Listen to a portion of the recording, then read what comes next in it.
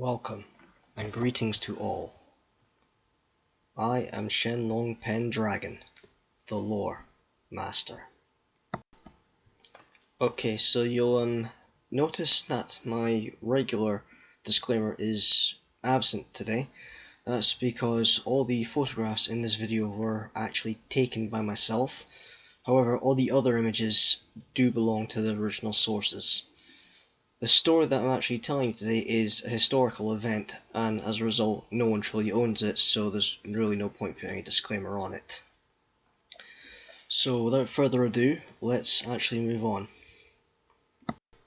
So as promised, I am going to be telling you a special story, or rather giving a special episode today, and that is the Battle for Teba Castle. The reason why I want to do this is because a couple of weeks ago I was away in Spain, where this castle is located, and when I got back I thought it would be a good idea to actually do a video about this particular battle, primarily because my own family from Scotland was actually involved in this battle itself. I know Spain and Scotland are a long way away from each other, but I will explain why in just a wee bit. So, where exactly is Teba, and why was it important? Why was this battle important in a historical sense? Well, Teba is a small village in the Malaga province in Andalusia of southern Spain. As you can see on this modern map here. About the sort of overall area, it's incredibly hilly. It's got lots of small sort of wee rivers running through it. But other than that, it's just a wee sort of pleasant small village. So this is a picture of the ruins of some of the castle. This is sort of like the main inner wall and keep of the castle itself. It was a stronghold of the Moors in Spain, so it was a fortress of Moorish Granada, as it's known, and the battle itself took place in August 1330, and it was part of a campaign led by a Spanish king. The main reason why this place is strategically important is, as you can see from this photo, that on top of the hill where the castle is situated, you've got a pretty good view of the surrounding area for miles. You would see anything coming at you, and as a result of that, it was very strategically important. It was a good, not only a good lookout post, but it was also a good fortified position to mount an assault or a defense from. As a result, its strategic value was considered absolute by both the Moors and the Christians. So if you look at this image here, this is King Alfonso the 11th of Castile, which is a Spanish kingdom, or rather a Spanish province, if you will, and he was the man who orchestrated the assault on Teba Castle as part of his campaign. This man did indeed become King of Spain itself, and his campaign was fought against Sultan Muhammad IV of Granada.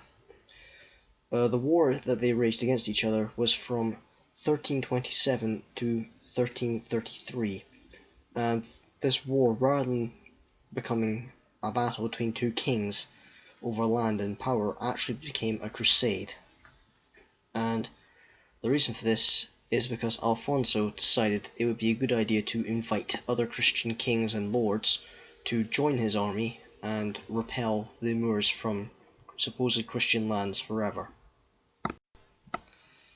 One of the lords which answered the call is the man appearing in this photo here, or rather this image.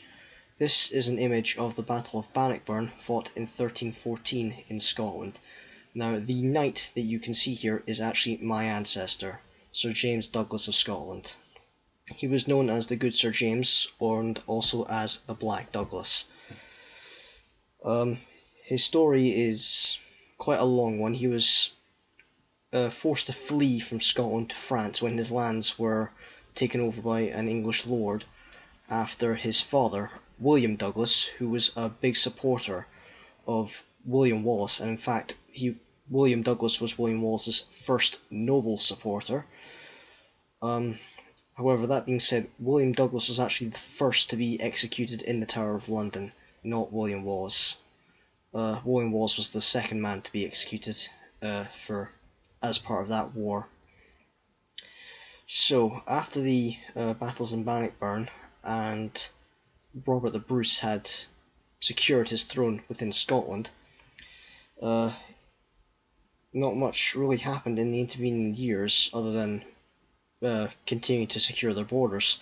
However, in 1329, Robert the Bruce was actually on his deathbed and slowly dying.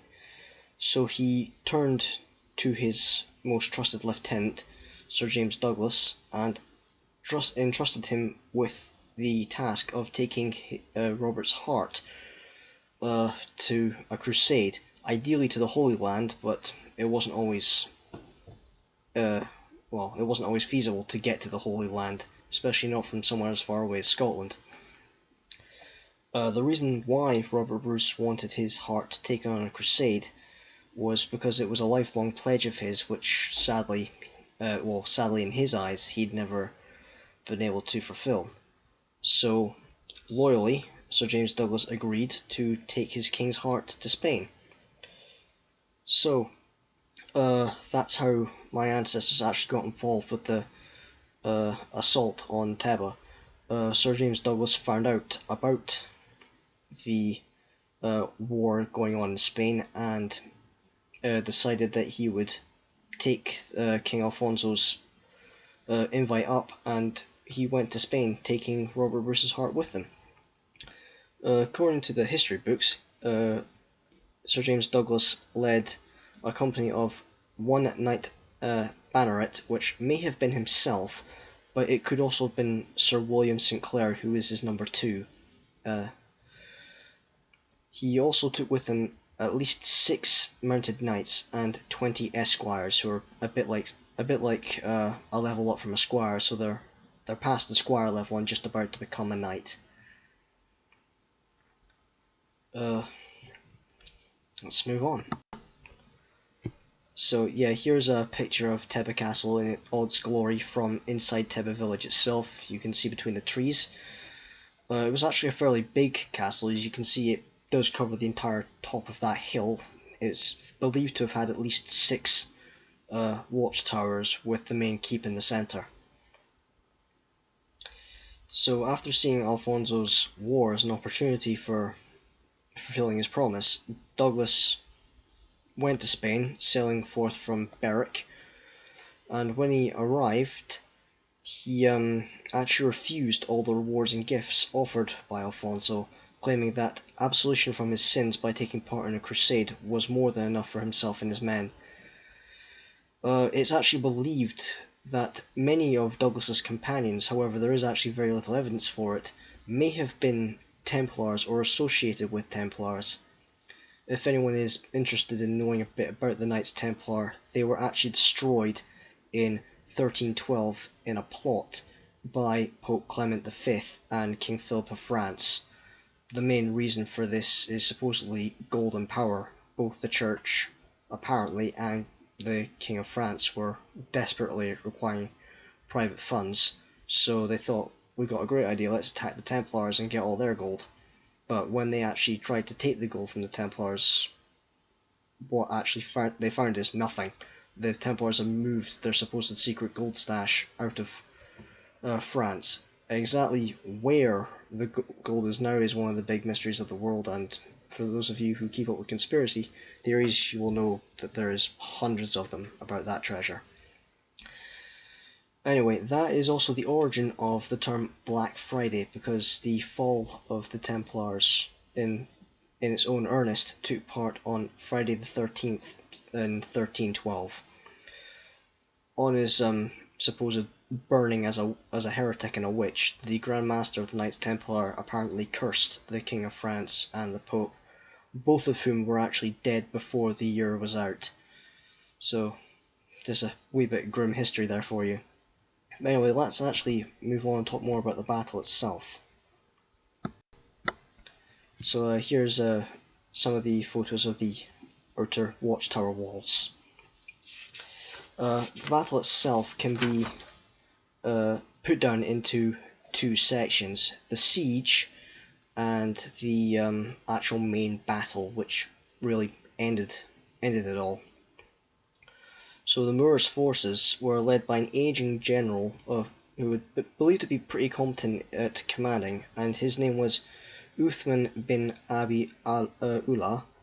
He was a Berber noble in service to Sultan Muhammad, and probably one of his most top and generals and most trusted advisors. The Christian army was primarily consisting of Spanish forces under the control of Alfonso. However, he did also have some Portuguese knights, the Scottish contingent, and a variety of other Christian mercenaries from around Europe, primarily within Spain and France. So let's again move on. Okay, so here's some more of the towers, just a bit up close so you can see. So you can see them. This is on the other side of the castle from the last photo, so I would give an estimate of about maybe 100 meters of a difference in terms of distance. So it's a fairly big castle, as you can imagine. So the actual battle itself, let's talk about. It's said that the Christian army was hampered primarily because it had very limited access to water, and it was forced to, once it encamped, it was forced to repeatedly go to the same spot within a river. And the fact that they had to take all their livestock with them from their camp to water the livestock was a big giveaway to the Moors. Uthman, as you can imagine, was very, very quick to notice this weakness with the Christian army, and was just as quick to take advantage of it. He started sending raids against the water collecting parties and the and the other sort of excursions to the river. Realizing what was going on, Alfonso answered these raids by sending out frequent patrols, which resulted in quite a few skirmishes. Now, exactly the point, because I should mention here that Sir Douglas actually does die in the Battle of Teba.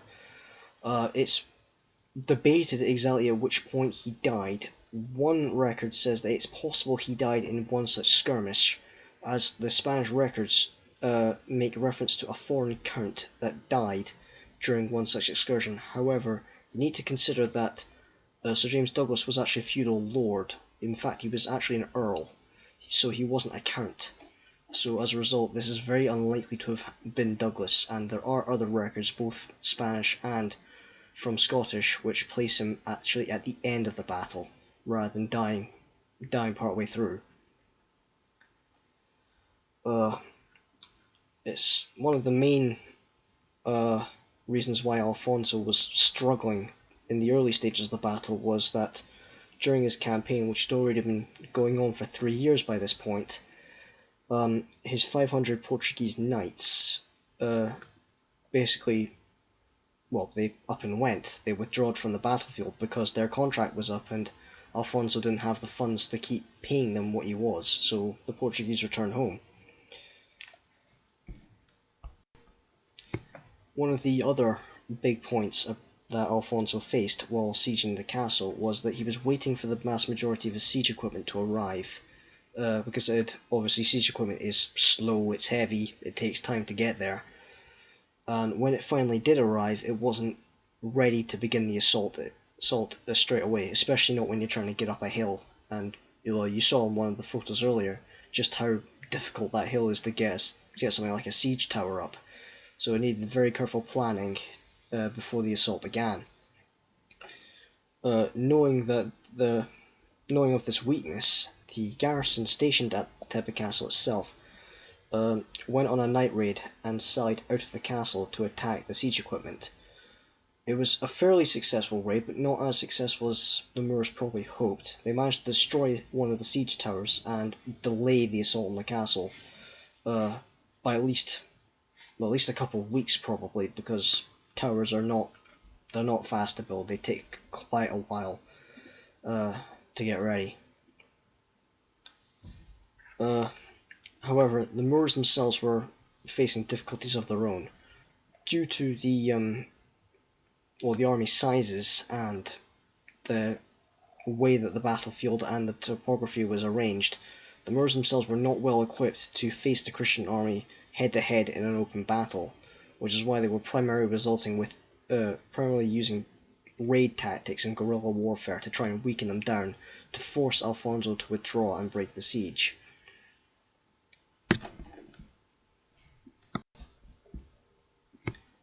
Okay, so that brings us to an end of the siege stage of the battle. So let's actually now talk about the main battle itself.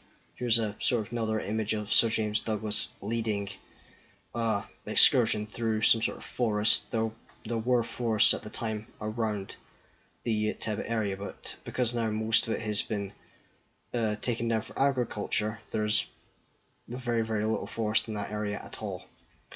It's worth noting that while in Spain, Sir James Douglas was assigned more soldiers by Alfonso so that he could continue acting and raiding and doing what he does best, which was primarily guerrilla tactics, which he'd used constantly against the English. But obviously with his small company he didn't have the manpower for it. So he was given extra soldiers, primarily mercenaries from Spain, to help him in his mission objectives while on crusade in Spain.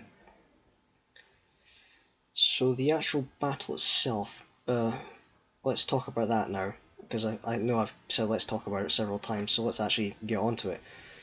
The battle itself began at night, when Uthman decided it was time to give the Christians a really good hammering and break the siege. So what he did is he sent forces to the river where the Christians would gather their water to hold that position and wait in ambush for them. And he took a further 3,000 cavalrymen upriver to attack the Christian main camp while they were distracted trying to retake their water source. However, this plan actually failed, as due to Alfonso's superb scouts, the Moorish plan was revealed, and so the Christians were aware of what they were doing and didn't rush into the trap.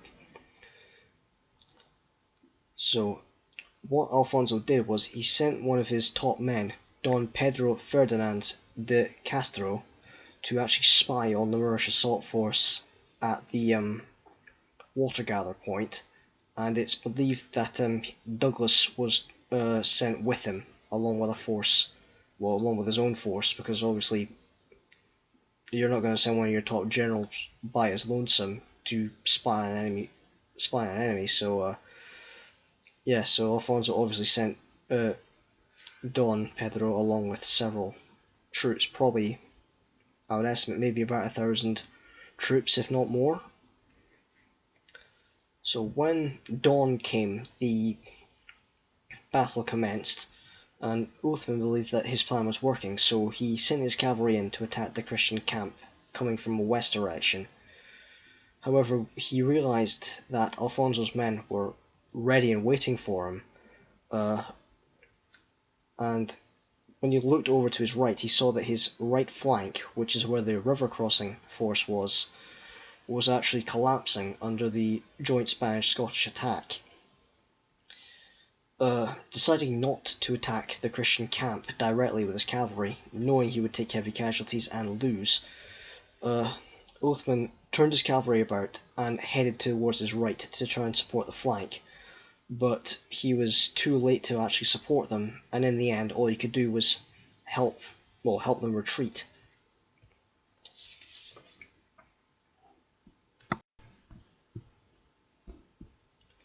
So during the retreat, Alfonso sensed that victory was within his grasp, so he sent another of his top generals, Rodrigo Alvarez, in pursuit with a further 2,000 troops.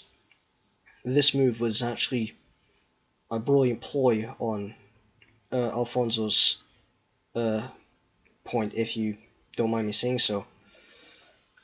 What actually caused was the Moors, rather retreating, it caused them to rout, which is basically, if you're not sure and don't understand military terms, a rout is when you completely decimate an enemy force and they break.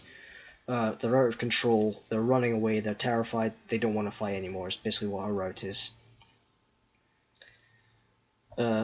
Douglas's last stand is believed to have taken part during this rout section. Eager to continue fighting, he charged on ahead of the main force with only his 10 sort of elite guards, if you will. He crashed through into the fleeing Moorish force and then realised his mistake and that he was now far too far ahead to get support. So he ordered the withdrawal and his men followed him, starting to withdraw. However, his 10 knights were a lot more heavily armoured and armed than the light Moorish cavalry, who were built for agile hit and run attacks. Seeing an opportunity to destroy one of the enemy lords, the Moorish light cavalry then attacked Douglas's position, cutting him off completely from support and surrounding him. During the last stage, it was said that Douglas noticed his number 2, Sir William St. Clair, was on his own, completely surrounded. So what you're actually seeing in this image is Douglas, he's taken off the locket containing Robert the Bruce's heart, or the casque containing the heart, and he's actually thrown it into the Moorish lines. What he then does is chase after it. Yeah, so here's another image of Sir James Douglas taking off the casque and throwing it into the Moorish lines. Once he's actually thrown it, he actually then goes on a mad dash to where it landed, which is around where Sir William is, in an attempt to rescue him with his knights. Whether or not Douglas actually reached William is unknown, because the records show that all 10 knights, including Douglas himself, were all killed. So obviously he never managed to save his men.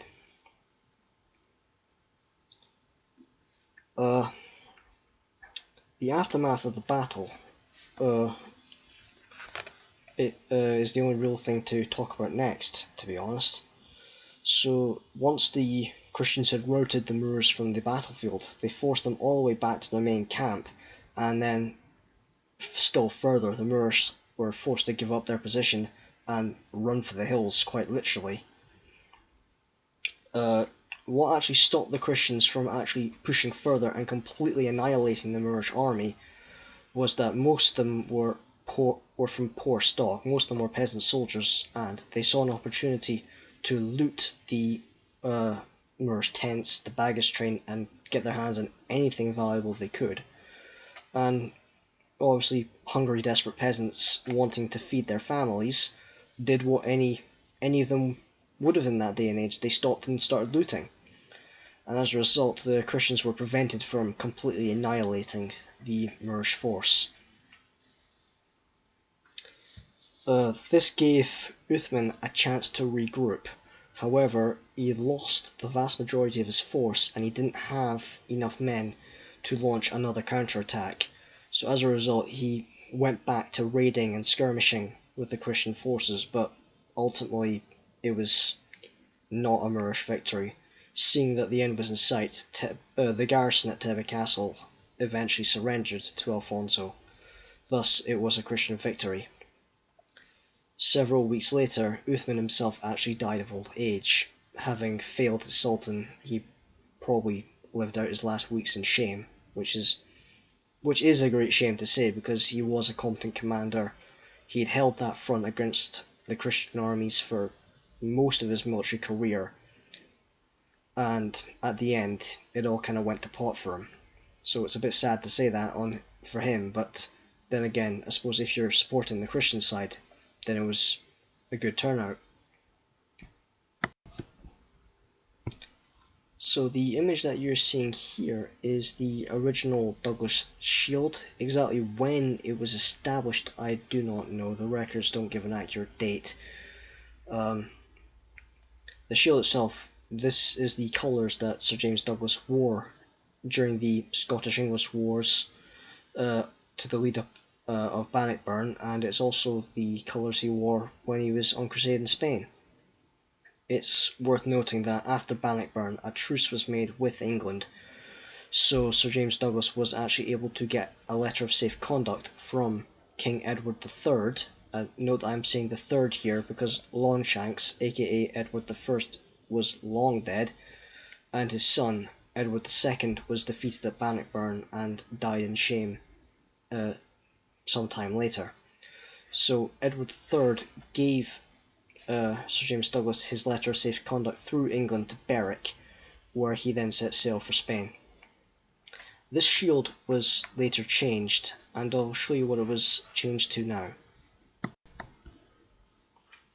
So this is the change in the shield. As you can see, it's more or less exactly the same, except for the red heart placed on the field of white at the bottom. This was to represent the heart of Robert the Bruce, and this adaptation was done in 1333 by William Douglas V, who was Sir James Douglas's oldest son. William himself was later killed in battle, and his younger brother, Archibald the Grim, eventually took over after some internal conflict within the family. This shield now appears on all branches of the Douglas family crest, and you can still actually see it today. So this is the Douglas crest in all its glory. The French term at the top, jamais arrière, means never behind. It was adapted because during the Scottish War, primarily at Bannockburn, the Douglas forces were primarily the vanguard, so the front line of the Scottish army. The fire with the lizard on top, that is a salamander walking through the fire, to represent basically strength and resistance to resistance to just getting attacked and to misfortune, basically. And as you can see, you've got the sort of main Douglas shield underneath. This crest is still the official Douglas crest today. It was first established again in 1333 by William V, who was the first Earl of Douglas. I forgot to say that earlier.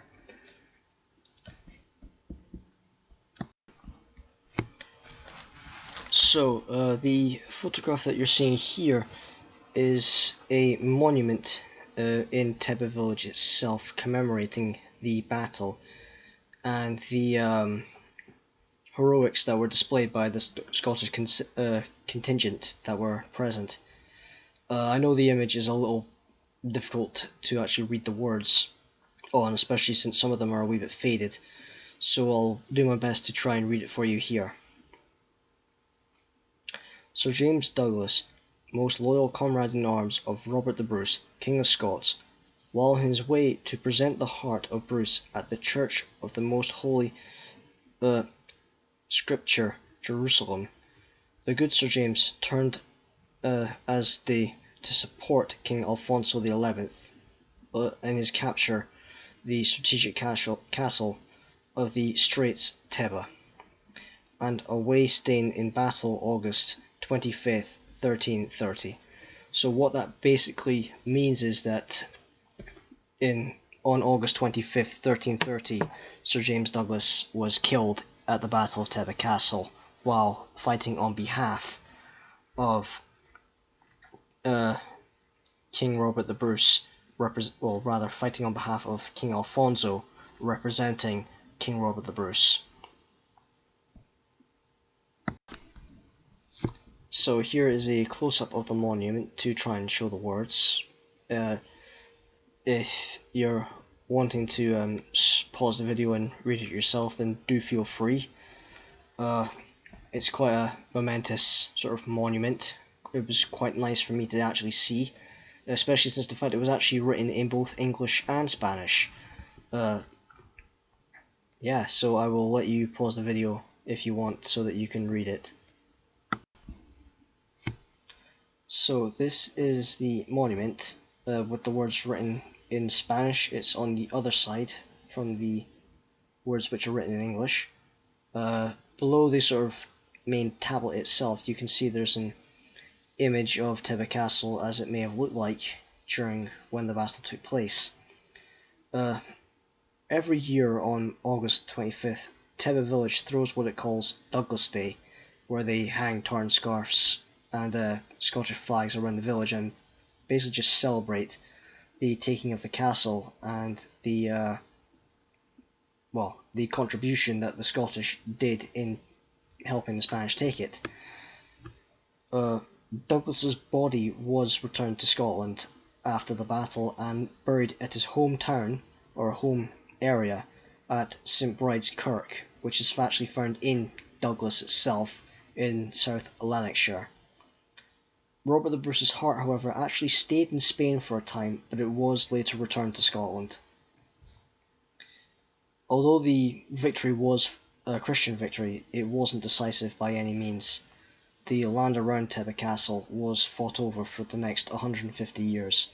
However, the Moors never retook it, and it always stayed within Castilian hands. In 1333, Sultan Abu Hassan of Morocco sent up his armies to actually support Sultan Muhammad IV and to try and retake the lost territory. Initially, the Christians actually fared poorly against the new invading Muslim forces. They just won a war against Muhammad, and they were not prepared to fight a second war at all. So Gibraltar was actually retaken by the Muslims in 1333. However, when they pushed forward to retake Tafra, they were utterly defeated in 1340 at Real Saldo. It's worth noting that this was the last offensive that the North African powers ever launched into Spain. The North African Muslims never again tried to launch a northern campaign into Christendom. So overall, it was a great victory for the Spanish, but it came at a very high cost. They took very heavy casualties, and obviously the Scots lost one of their feudal lords. So it was a great big blow to them, especially because Sir James Douglas was viewed as one of Scotland's greatest heroes, and to this day still is. So thank you very much for listening, ladies and gentlemen. I do hope you enjoyed the video. If you did, then please remember to like and subscribe for more lore, myths, legends and stories. I am Shenlong Pendragon, and until next time, remember, knowledge is power.